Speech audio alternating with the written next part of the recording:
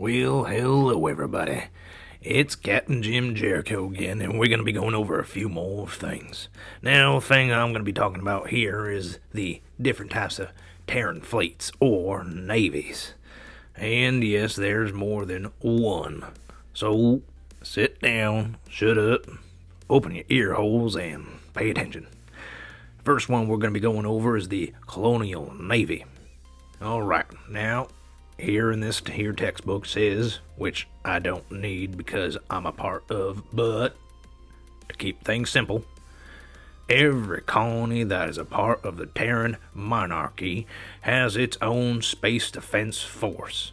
Depending on the size of the colony, it might range from a single starfighter squadron, space mecha wing, or modified cargo transport. Modifying older and captured starships is what the CN does best. As a matter of fact, their captains try to utilize any opportune situation that allows them to board an enemy vessel. Most of the smaller starships that the CN units use are pirate clan fast attack ships. This basic clan of vessel is used mainly in boarding operations and is equipped accordingly. After capture, most redesigned and turned into a form of space sub. The large crew compartments and other boarding gear are replaced with more weapon-like long-range railguns or torps. Stealth armor plating is installed together with the EWS, that's an electronic warfare system, that allows colonists apt in computer use to launch devastating hack attacks. What else does the CN forces use most? Well, probably the best and most experienced units are either the starfighters, bomber squadrons, or space mecha, that's a tactical armor, wings. Since most are vessels, CN units form in the initial stages of creating each system/colony defense force, those pilots accumulate a lot of experience. And let me tell you on a side note, they do generate a tremendous amount of experience. Now back on with what we got here. All starfighters are either captures or built on site by individual colonists who have skills. Each is a unique model fashioned from battle salvage or precious irreplaceable looted parts.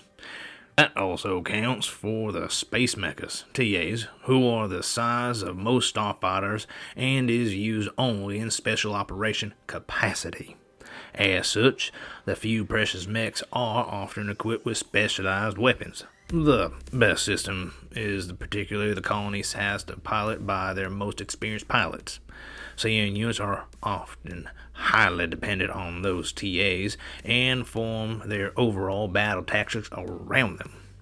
The biggest and toughest starships in the CN arsenal are their light carriers. Those are repurposed transport ships that the CN engineers had redesigned and used their huge cargo holds to house starfighters, mechas, and other crafts. These ships are refitted in such a way that their speed is greatly increased. As always, stealth armor, EWS suits are also incorporated into the redesigning process. The CN light carrier is the perform deep mission strikes, patrols, or quickly respond to any pirate and slaver attacks that threaten nearby colonies. And I can tell you my personal experience. Oh, you better believe if there's a colony in distress, they're going to respond with gusto and a lot of aggression. Now back on again, sorry I going on tangent. In most cases, a couple of the close colonies pool their resources together and outfit one such vessel, crewing it with their best and brightest. Despite their small size, CN light carriers are not marish opponents for any pirate lord forces. Terran monarchy never attacks first, yet pirate clan slavers and drug cartels who had already invaded their space and killed many are a legitimate target for preemptive strikes. CN forms in infantry units of star troopers from the best colonists who are capable to fight both as soldiers and starfighter pilots. The CN rarely forms elite units of Star Marines since equipping them is costly, but they use their infantry both to pilot starfighters and fight in space, boarding, and defense operations. As such, CN Star Troopers are a feared adversary and often switch between piloting and boarding enemy vessels during battle. And with that, I can tell you, I've seen some crazies out there. They're 1 minute tearing through ship after ship in their own little fighter crafts. Next thing you know, you have some crazy person decide to run their ship, which was heavily damaged by the way, into the hangar bay of another vessel, hop out, and then begin slaughtering the crew that happened to be just in the way. I can't remember his name, but I'm sure it'll come to me one day. It was a sight to behold. I'm sorry, I'm going off again. No, we got the other Navy we gotta go over here. This one's a little less wordy, but here it is. Now we got the Imperial Navy. Now don't let the name fool you, but just follow along. Only veterans who served in the ranks of the CN could ever dream of joining this space force. The entire personnel is the elite of the elite of the elite, and they operate only the very best equipment donated by the citizens of the IM. That's Imperial Monarchy, for all you that don't know. The Navy operates much like a private entity most of the time when the Imperial Monarchy is not threatened by a full-blown enemy invasion.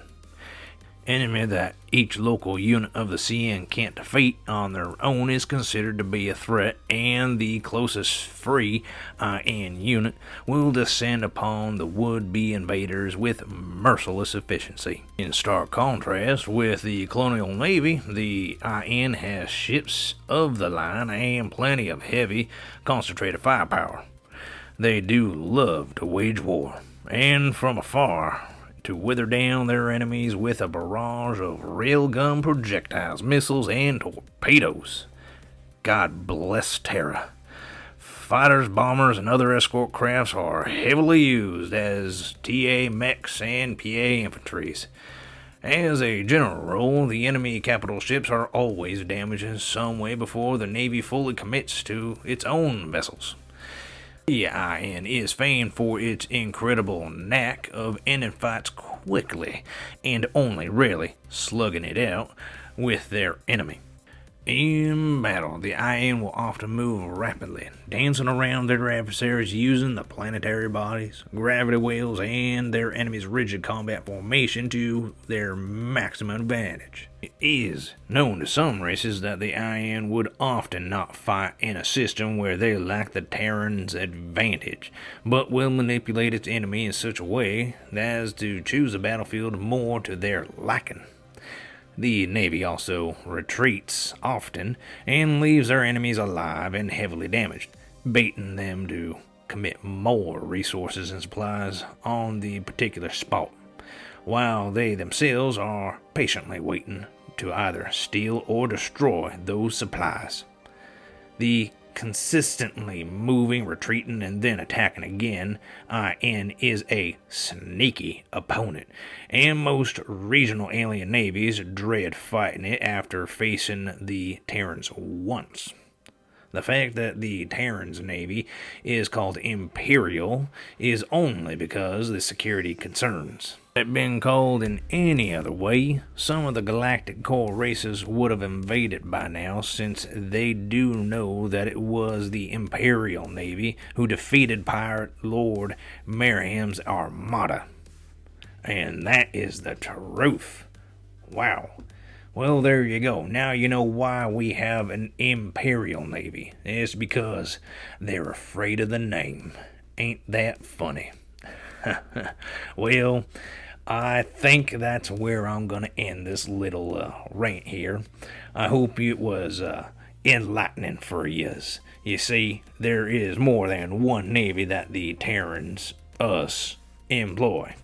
And, well, if you didn't know, you do know now. Okay, well, I'm just gonna stop rambling, because that's exactly what I'm doing. Take care of yourselves out there, keep your head on a swivel, watch each other back, and I'll see you later. Bye-bye now.